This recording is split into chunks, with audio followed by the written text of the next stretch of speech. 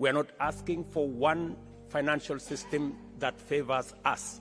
No, we are asking for a financial system that is fair for everybody. Hello and welcome to the Africa News Network. The earliest remains of man are in Kenya. And therefore, for those of you who know the history of humankind, this is where humanity began. And so, while you are here and you feel at home, it is because you truly are at home. So, and I want to give you my commitment that as the people of Kenya, we are having a national conversation as to whether we should have any visa for anybody coming home. So next time, next time you come to Nairobi, you might not need a visa. Excellencies, it is difficult to overstate the fundamental importance of this summit and the momentous consequence of the transformative business we have assembled here to transact. You will recall that as a continental political community, we resolved unanimously to pursue the integration agenda with greater vigor and focus. This commitment was underscored by the decision to formulate a suitable framework to effectively coordinate the diverse efforts undertaken through our 8 regional economic communities and various mechanisms that is part of the ecosystem of the AU. It is evident from the variety of activity, enhanced efficacy and viability of AU's agenda and the undeniable increase of the AU Commission's administrative capacity and overall vigor of the regional and Pan-African integration efforts that the AU's commitment was earnest, accompanied by demonstrable political will and a focused and effective implementation strategy. We are a busy continent that is going places. The young, clean, green continent of the future, and we are determined to lead our march into this future as a united, empowered contributor of sustainable solutions for global problems.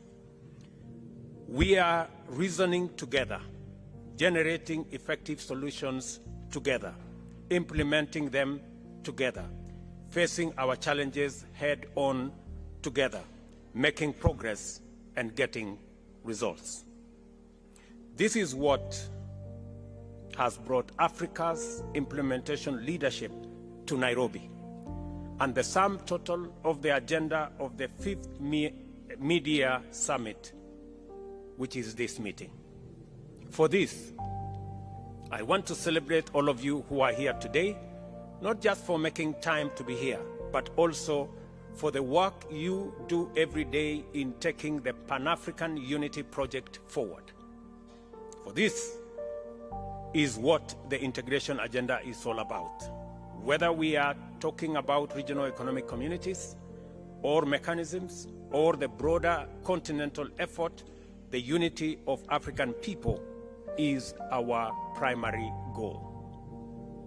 I commend His Excellency President Abdel Fattah al-Sisi, President of the Arab Republic of Egypt, for successfully chairing the Heads of State and Government's Orientation Committee, which has effectively steered AUDA-NEPAD in its momentous breakthrough in achieving the Agenda 2063 aspiration of consolidating regional and continental integration. I also thank President al-Sisi for successfully hosting the African COP, or the Implementation COP as it was called, the last conference of state parties to the United Nations Framework Convention on Climate Change at Sharm el-Sheikh in Egypt. In November last year, it was at this COP that Africa firmly revealed to the world a new determination to project a clear, forceful, and united voice and claim its opportunity to contribute to resolving humanity's most serious existential threat, that is climate change. I salute with gratitude His Excellency President Ali Bongo Ondimba, President of the Republic of Gabon, in his capacity as the chair of the Economic Community of Central African States, for the progress he has made in stewarding collaboration among regional economic communities under the Interreg Cooperation Initiative. As a result, the ECAS and the Economic Commission of Western Africa States has made significant strides in strengthening maritime security cooperation. I also appreciate the work being done by His Excellency President Ismail Omar Guelleh, the President of the Republic of Djibouti, who chairs the Intergovernmental Authority on Development, for his able leadership of IGAD's contribution to the progress towards agreement on the cessation of hostilities in Ethiopia, and now the activities that we are all undertaking to ensure that Sudan returns to normalcy and takes up its place as a stable, peaceful country in our continent. Further, I am cognizant of the animated activities and excellent work that has brought much progress in ongoing projects and initiatives being undertaken across many spheres by the Economic Community of West African States under the able leadership of His Excellency President Bola Ahmed Tinubu of the Federal Republic of Nigeria, the Common Market of East Africa and Southern Africa, led by His Excellency Hakainde Hichilema, President of the Republic of Zambia, Southern Africa Development Community, SADC, chaired by His Excellency President Felix Antoine Tshisekedi Tshilombo of the Democratic Republic of Congo, the Community of the Sahel, Saharan states, under the stewardship of His Excellency President of Benin, Patrice Talon, the Arab Union of the Maghreb, led by His Excellency Tayeb Pakouche of Tunisia, and the East African Community, under His Excellency President Evariste Ndayishimiye of Burundi. I must also recognize and praise the good and excellent work that the AU Commission continues to do under the leadership of its chair, His Excellency Musa Faki Mahamat. This summit has been made possible by the able leadership of his team. These AU-REC success stories establish without any doubt that a lot of great work is being done all over our continent, and that in our time, African leadership is signaling urgency, focus, consistency, and determination to sustainably manage and solve prevailing challenges and develop robust instruments to anticipate and preempt future crises. With such commitment, we now have confidence to pursue sustainable development and shared prosperity, and expect that Agenda 2063 is now firmly on course. The most compelling signal that African integration is unstoppable and that it will open doors for unprecedented socio-economic transformation is the progress we have made in implementing the Africa Continental Free Trade Area. We must all be proud of this magnificent project and historic achievement by and for ourselves, whose positive effects will reverberate throughout the world for a long time to come. I am not exaggerating. Let us consider the bare facts of the matter. This single mechanism has inaugurated the world's largest free trade area. Under it, 54 countries have agreed to create a single market with a population of 1.4 billion people and a GDP of US dollars 3.4 trillion. The free trade area is projected to lift 30 million people out of extreme poverty and boost incomes by 7%, or US dollars 450 billion by 2035. As I have had occasion to remark before elsewhere, this is the magnitude of what typical Pan-African collective action can achieve, and we are only getting started. The progress we have made by collaborating with unprecedented firmness of purpose in different domains, including peace and security, regional integration, investment, trade and development, and climate change, is of tremendous and positive transformative significance for us collectively. Agenda 2063 is our blueprint to deliver the Pan-African vision of an integrated, prosperous and peaceful Africa driven by its own citizens, representing a dynamic force in the international arena.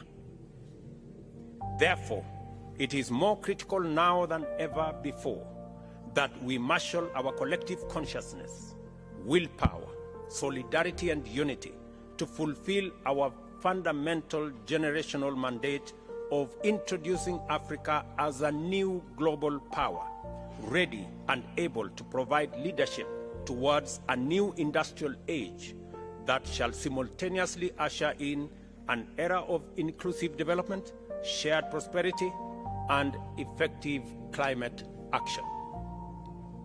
We must therefore capitalize on the institutional reform momentum at the Africa Union to pursue the complete development of effective capacity to deliver Pan-African transformation.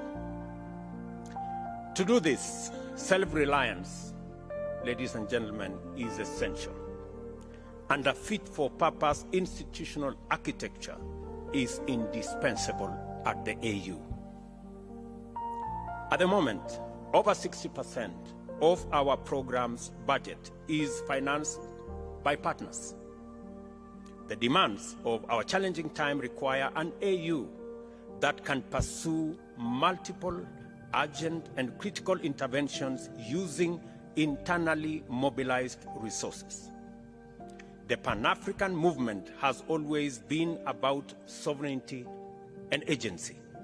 First and foremost, chronic dependence, even on well-meaning partners, is starkly inconsistent with the aspiration of independence, sovereignty, and agency. And I therefore believe that we must take seriously the recommendations that have been made towards making our organization an organization that stands on its feet and an organization that is funded by us.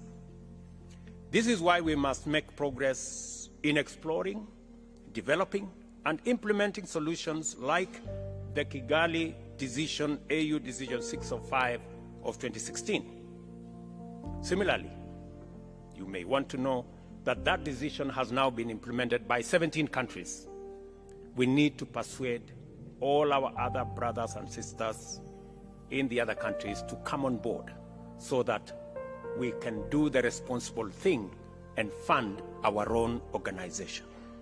Similarly, it is time to free up the Africa Union from structural and organizational constraints, including duplication and other inefficiencies, thereby facilitating it to be effective on a greater scale.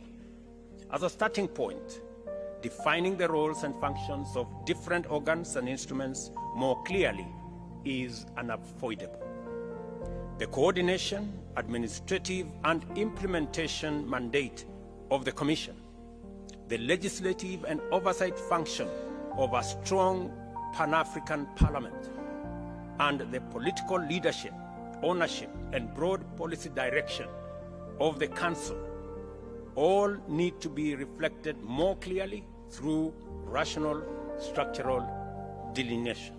I hope, it's my prayer, colleagues, ladies and gentlemen, that we finally make the right decision and build an organization that is fit for purpose, that has the requisite finances, the needed voice, and the leadership that can project Africa's position much more clearly with a strong voice so that we can take our place in the community of nations. COP27 was a turning point of tremendous magnitude because it brought home to the peoples of Africa the imperative to reconfigure our model of engagement with global and multilateral frameworks in general, and the urgency of projecting a new place, role, and voice to define Africa's contribution to global development and climate action. As we reflect and deliberate upon President El-Sisi's account of his commendable use of COP27 to facilitate the emergence of a fresh Afrocentric perspective to climate change, it is vital that we resolve to do even better and go much further at the forthcoming COP28 by taking on board a more robust position and proposing a transformed and inclusive global approach to tackling the climate change crisis. This is why it is important for us to pay special attention to the Africa Climate Summit, the first ever in our continent under the AU, which will take place here in Nairobi between September 4th and 6th. The summit, coming after the Paris summit where greater clarity emerged, will be a critical opportunity for us to accelerate global energy transition and deliver African solutions to the COP28 in Dubai, the United Arab Emirates. When we return to Nairobi in September, therefore, our sole business will be to mobilize and converge around a common position and advocate for global alignment on a green growth agenda complemented by a transformative global climate finance compact. Your participation in this summit must therefore anticipate your stronger participation in the Africa Climate Summit. And ladies and gentlemen, as we come to that summit, there are two very important things that as a continent we must harmonize, consolidate, and package our collective position. We must have a collective position on matters to do with debt and liquidity. We must all agree that it is time for a new financing mechanism. The reform of the multilateral development banks is no longer about if, it is when that is going to happen, so that we can eliminate the current structure that is unfair to the majority of the people in Global South and especially in our African continent. None other than the UN Secretary General himself has said that our continent pay anywhere up to 8 times more than our brothers and sisters elsewhere do. It is only fair that we have a financing mechanism that treats everybody equally. All of us have read about the animal farm, where there are some that are more equal than others.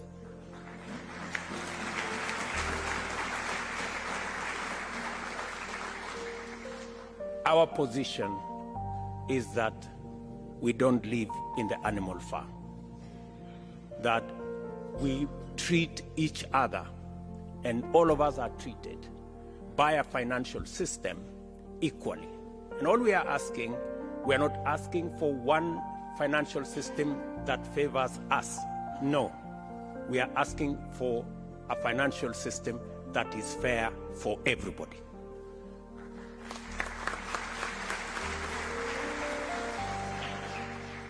Part of the challenges we have of liquidity, part of the challenges we have in debt distress is actually caused by an unfair financial architecture that makes us pay interest more than others. Today, we have a debt stock of $640 billion as Africans, paying close to $70 billion every year. If we had a fair financial architecture that treats everybody fairly and that does not profile Africa as risky, we would be paying less than half what we are paying today in debt repayments. So we are simply asking that we have a conversation, a candid conversation, on having a fairer financial system, and that is why the reform of the multilateral development banks is an urgent necessity. And secondly, that we were left behind in the fossil fuel energy industrial development. God, in his own wisdom, has put Africa at the center. We have climate change as an existential crisis to humanity. But also, we have green energy, which we have renewable energy, which we have in plenty, as a development imperative to be able to go into the future. That puts us at the center of the solution of the crisis of climate change. And that is a conversation we want to come and have in Nairobi, because Africa, apart from having the greatest stock of renewable energy, we have other assets, minerals, that we have the largest reserves globally that can be used for green energy development. We have the largest reserves of uncultivated arable land that can drive, according to Adesina, my brother, we can increase grain in our globally by up to 100%, maybe even 200%. We have the youngest population, the youngest global workforce in our continent. Ladies and gentlemen, we have what it takes to provide a solution for both decarbonization, taking the world into green industrialization, and also ensuring that we decarbonize everywhere globally. So those are the two things that we must focus our attention and be able to position our continent appropriately. And that's why I said earlier, we need a fit-for-purpose organization, and we need to fund the organization ourselves. You all know it is said, he who pays the piper calls the tune.